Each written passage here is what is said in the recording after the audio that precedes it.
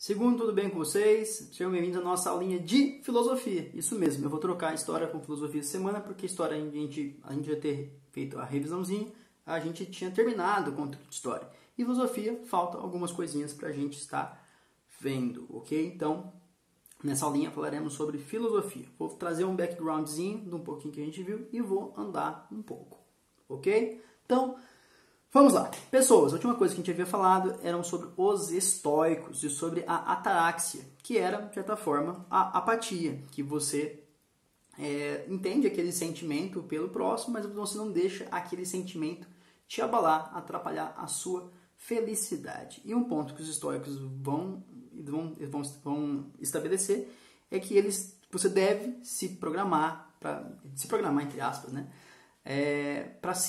Além de você sentir aquela dor, todos aqueles sentimentos, você resistir a eles, você ter um conhecimento para você conseguir passar por eles, que eles venham até você, mas você suporta essa dor. Fiz um barulho no celular, não sei o que aconteceu, perdão.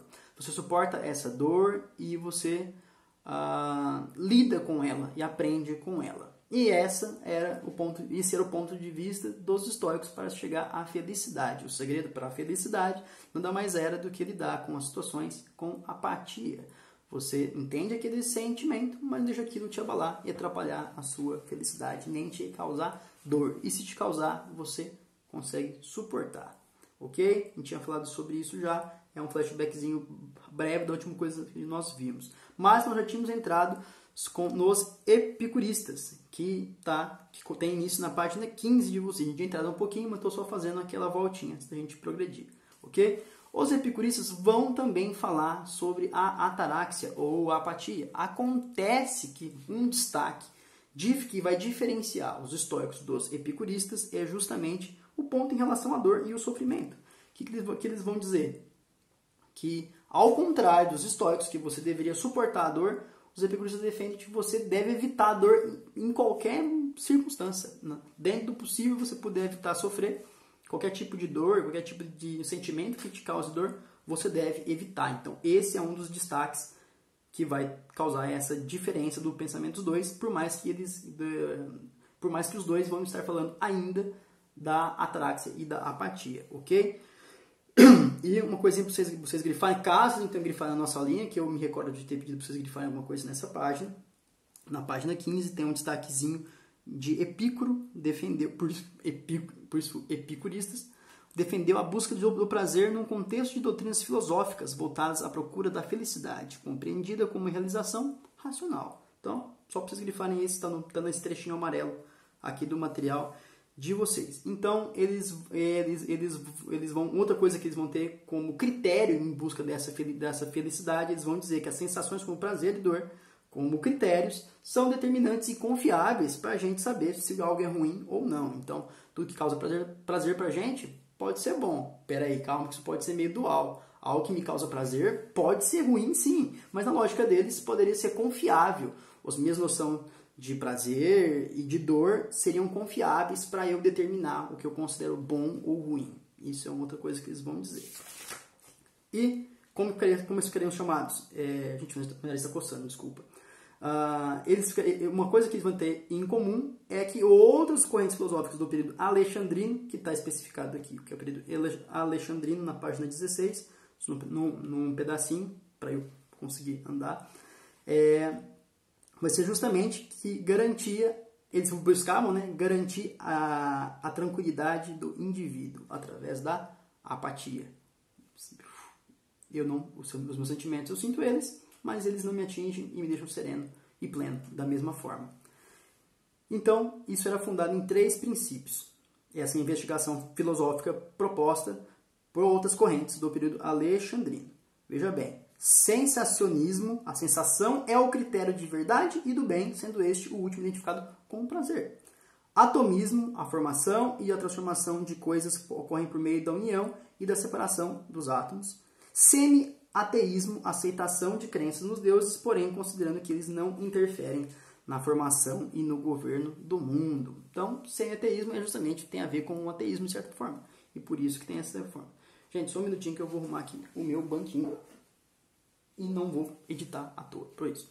Agora a gente vai partir para um outro lado, que é justamente uma parte que é chamada, muitas vezes, de filosofia cristã, que tem entre seus representantes, entre o principal representante, isso é novo, isso eu tenho certeza que a gente não falou nada ainda, então, quem que é o principal expoente desse tipo de pensamento? É um cara chamado Santo Agostinho, que inclusive foi fonte de estudo de um amigo meu, que estudou a Idade Média, utilizou as cartas do Santo Agostinho como fonte. E o que vai trazer o Santo Agostinho? Vocês já ouviram falar dele? Vocês já têm uma noção sobre ele? Mas ele vai trazer um conceito de mal. Vamos lá, o Santo Agostinho, para a gente ter isso estabelecido, ele nem sempre foi cristão. Ele é convertido em algum momento da sua história. Toda uma história dele que ele escreveu sobre estar no deserto e estava resistindo a todos os pecados. É uma história muito interessante. A gente pode até conversar em um dia que nós comentarmos ao vivo, a aulinha, ok? Então, uma das coisas que ele vai trazer é um conceito de Deus para essa filosofia cristã, ok? Na página 17 ele vai dizer o seguinte: adotou a concepção de Deus como ser perfeito, sumamente bom e criador de todas as coisas. No entanto, ele se defrontou com um problema. Se Deus que é perfeito, criou todas as coisas, como justificar a existência do mal? Então, teoricamente, nessa lógica dele, Deus também deveria permitir que o mal existisse no conceito da filosofia cristã aqui, ok? Então, um dos conceitos que ele vai trazer muito forte é a questão do livre-arbítrio, que nós temos o livre-arbítrio. Mesmo que o conceito de Deus, todo-poderoso, presente, onipresente em todas as questões, nós temos o livre-arbítrio e responsabilidade sobre nossas ações, não Deus. Deus não tem controle total de nossas ações, pois nós temos o livre-arbítrio. Então, esse vai ficar conhecido como filosofia cristã, lá da Idade Média, principalmente representada na imagem de Santo Agostinho, ok? Acho que é bem tranquilo isso, não é uma noção muito complexa, mas o destaque, eu destacaria aqui dessa linha de pensamento dele, justamente a questão do livre-arbítrio, que é importante quando a gente fala de liberdade na filosofia, pois como a gente fala de liberdade, justamente a gente fala da questão das escolhas, da responsabilidade para tomarmos elas e das consequências de nossas escolhas. E a origem disso tudo está em nosso livre-arbítrio. Então, por isso que eu julgo o mais importante e determinante da filosofia cristã proposta aqui pelo Santo Agostinho.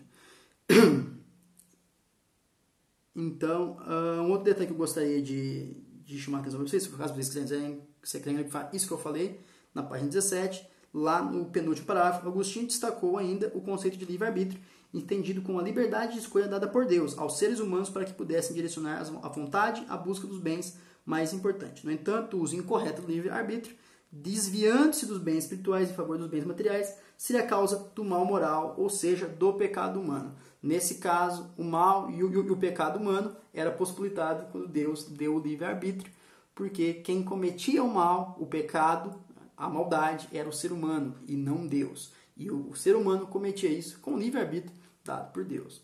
Entenderam? Tranquilo. E com isso, acho interessante a gente destacar como que ele vai dizer em relação que ele tem um conceito de mal, como vocês definiram, como vocês viram, bem definido e bem maniqueísta, de bem e mal, né, bem estabelecido. Que é uma doutrina, na verdade, uma doutrina, por mais que ele esteja repassando isso, não é uma doutrina necessariamente cristã, e é uma noção persa de bem e mal, que tem o mal e tem o bem, e tudo que acontece é uma dualidade dessas duas coisas. Mas acho interessante que ele fala dos males físicos, na página 18, que eu gostaria que vocês grifassem, que eu julgo importante também. Segundo Agostinho, males físicos como as doenças e a morte eram efeitos do pecado original, representado pela soberba de Adão e Eva, por meio de qual a alma pecadora corrompera a carne. Depois desse delito, o ser humano passou a necessitar de graça divina para se redimir. Contudo, em um segundo ato de amor, Deus lhe concedera a graça, como meio de proporcionar salvação, libertando da escravidão das paixões, direcionando seu livre-arbítrio ao verdadeiro bem para o qual ele foi criado. Isso na página 18, eu acho interessante grifar, que é um conceito de graça que é importante para a filosofia cristã do nosso amigo Agostinho de Hipona aqui, ok? Então, de onde nós partimos, não é mesmo? Nós partimos lá do primeiro conceito do livre-arbítrio até a noção do mal, que ele vai defender, que o mal parte do ser humano.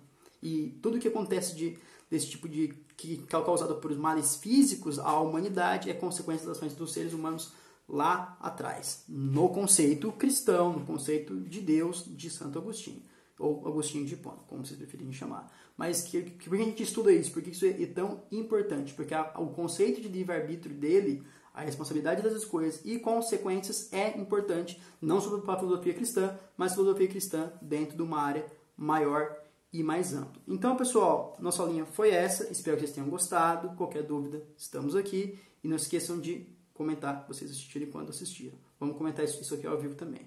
Ok, pessoal? Então, até a próxima aula e tchau!